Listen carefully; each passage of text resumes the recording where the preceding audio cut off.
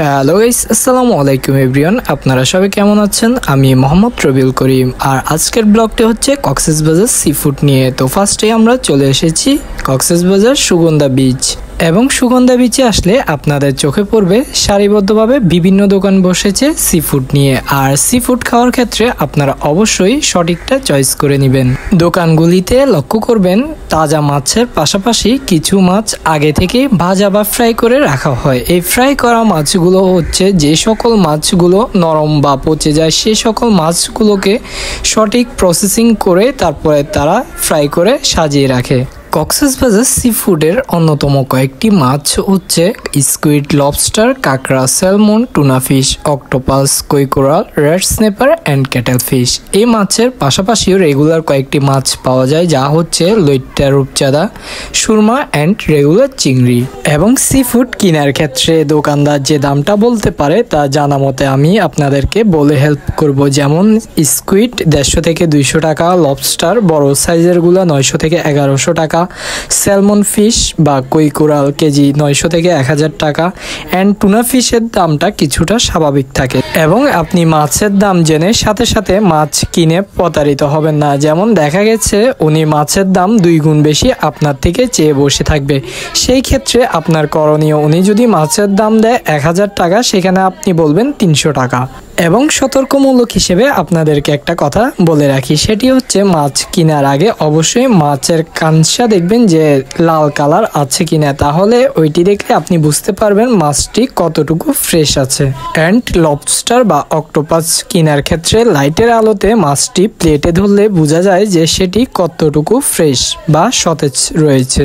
আর আপনাদেরকে আরেকটি ব্যাপার বলে রাখা ভালো, সেটি হচ্ছে সুগন্ধা বিচ পয়েন্টে কিন্তু একটা দুইটা দোকান নয়, ওইখানে অনেকগুলোই বেশ দোকান রয়েছে। তো আপনারা ঘুরে ঘুরে দোকান দেখে তারপরে মাছ কেনার সিদ্ধান্ত নেবেন।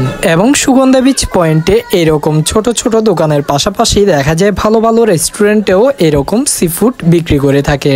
এবং আপনাদের কাছে আরেকটি রিকোয়েস্ট থাকবে, সেটি হচ্ছে ফ্যামিলি নিয়ে সি ফুড খাওয়ার ক্ষেত্রে এইরকম সামনে যে ভেজে রেখেছে ফ্রাই করা এই সকল মাছ কেনার ক্ষেত্রে বিরত থাকুন, কারণ এই সকল মাছগুলো বেশ কয়েকদিন যাবৎ বিক্রি না হওয়ার কারণে তারা এগুলো প্রসেসিংয়ের মাধ্যমে ফ্রাই করে আপনাদের সামনে সাজিয়ে রাখবে।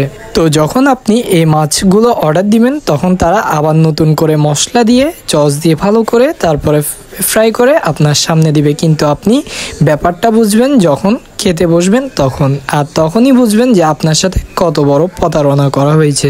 তো কিছু টাকা বেশি গেলেও আপনি চেষ্টা করবেন এরকম আপনার সামনে প্রসেসিং করে ফ্রেশ মাছ কেনার।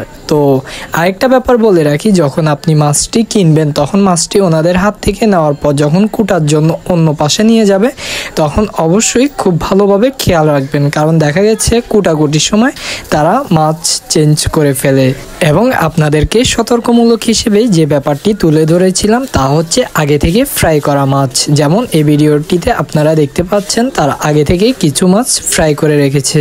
তো আগে থেকে ফ্রাই করা এই মাছগুলো আপনাদেরকে খাওয়ানোর জন্য ওনারা অনেক রকম বুঝিয়ে দিবে এবং ভালো সাজেস্ট করবে, বাট কোনোভাবেই এই ফাঁদে পা দিয়ে প্রতারিত হবেন না। আপনি চেষ্টা করবেন আপনার মন মতো মাছ কেনার।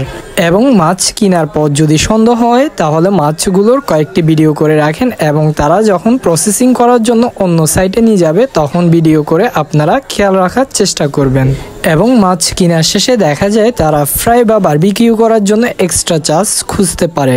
তো সেই ক্ষেত্রে আপনার করণীয় হচ্ছে মাছটি যখন আপনি কিনবেন তখন তাদের সাথে সরাসরি কথা খোলামেলা বলে তারপরে দাম দর করবেন। কথা যদি নিজের মধ্যে রাখেন পরবর্তীতে দেখা যাবে আপনাদেরকে এক্সট্রা বিল দিবে বা তারা একটা ঝামেলা করার চেষ্টা করবে। এবং মাছের দরদাম করার ক্ষেত্রে আপনি মোটেও নার্ভাস ফিল করবেন না। যদি আপনি নার্ভাস ফিল করেন তাহলে আপনার থেকে দ্বিগুণ দাম চেয়ে বসে থাকবে। অ্যান্ড আপনারা যদি আমার এই ব্লগটি মনোযোগ সহকারে দেখে থাকেন তাহলে আশা করি আপনারা কোনোভাবেই নার্ভাস ফিল করবেন না।